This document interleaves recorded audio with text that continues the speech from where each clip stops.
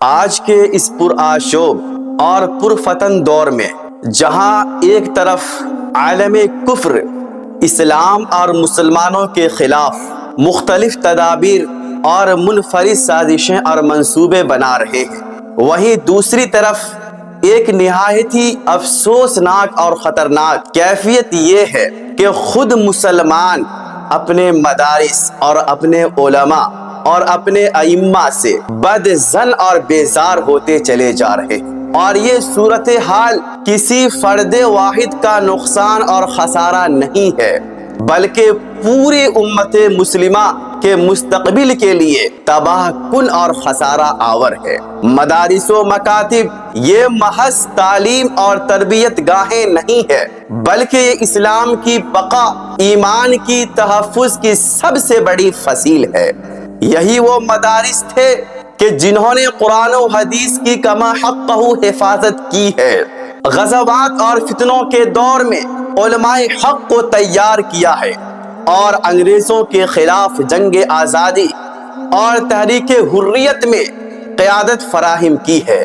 اگر مدارس نہ ہوتے تو آج اسلام کے بنیادی علوم، قرآن کی تفاسیر، حدیث کی شروحات اور فقہ کی باریکیاں ہمیں کہاں سے ملتی؟ دشمنان اسلام کی سازشیں، مغربی میڈیا اور ملحدانہ لابیاں مدارس کو دہشت گردی کا اڈا اور مرکز دکھا رہی ہے۔ یہ مدارس کی اندرونی کمزوریاں، بعض علماء کی ذاتی کوتاہیاں، دنیا پرستی، فرقہ واریت اور تعصب پسندی نے عوام اور علماء کے مابین جو گہرا ربط تھا، تعلق تھے، اس کو کھوکھلا کر دیا ہے۔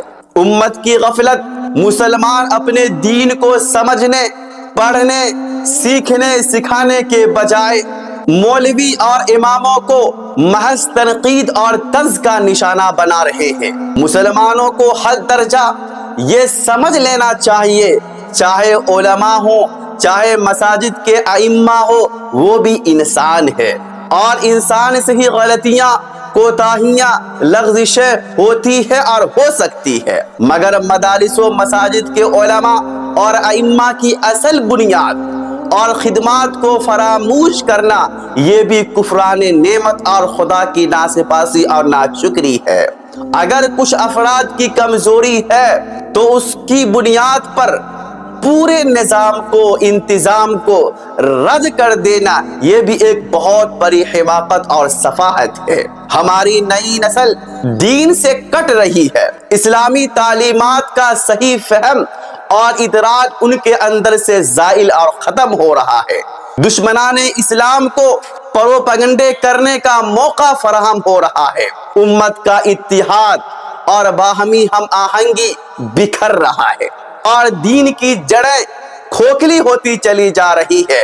تو اس کا اب صحیح حل اور صحیح علاج یہی ہے کہ عوام علماء پر اندھی اور کانی تنقید کے بجائے ان سے جڑیں اور اپنی اصلاح کی فکر کریں، اور علماء دین بھی اپنے صفوں سے اختلاف کو بالائے طاق رکھ کر اتحاد پیدا کریں، اپنے گفتار و کردار میں، اقوال و افعال میں، اعمال و اخلاق میں شفافیت لائیں، اور بالخصوص مدارس اور مدارس کے جو محتمم ہے جدید عصری تقاضوں کو بھی نظر انداز نہ کریں، تاکہ طلباء مدارس میں اعتماد پیدا ہو اور زمانے میں کچھ کر دکھانے کا ہنر اور سلیقہ پیدا ہو۔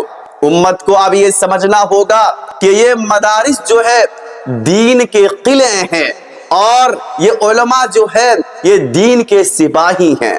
اگر یہی قلعے گر گئے تو دین کے آثار بھی مٹ جائیں گے۔ اے مسلمانوں، سوچو، اگر تمہارے گھر میں آگ لگ جائے اور تم آتش بجھانے والوں کو ہی بدنام کر کے بھگا دو تو آگ کس کا نقصان کرے گی؟ تمہارے ہی گھر کو خاکستر کر دے گی۔ اسی طرح اگر تم نے اپنے مدارس اور علماء کو چھوڑ دیا، نکار دیا، بے یارو مددگار اور تنہے تنہا لاوارث چھوڑ دیا، تو یاد رکھو کل تمہارے بچے ایمانی نور سے نابینا ہو جائیں گے، تمہاری نسلیں الحاد و بے دینی میں ڈوب جائے گی، اور تم کف افسوس ملتے رہ جاؤ گے اور آنسوئے حسرت بہاتے رہ جاؤ گے۔ مدارس و مکاتب اور علماء و ائمہ پر بھروسہ رکھنا، ان کی غلطیوں کو درست کرنے کے لیے خیر خواہی کرنا اور ان سے اپنی وابستگی اور تابستگی بحال رکھنا ہمارے لیے یہی نجات کی راہیں ہموار کریں گے۔ اللہ جب کسی کے ساتھ خیر اور بھلائی کا ارادہ فرماتے ہیں تو ان کو دین کی صحیح سمجھ اور علماء سے حقیقی محبت کروا دیتے ہیں۔ من یرید اللہ خیرا یفقہہ فی الدین۔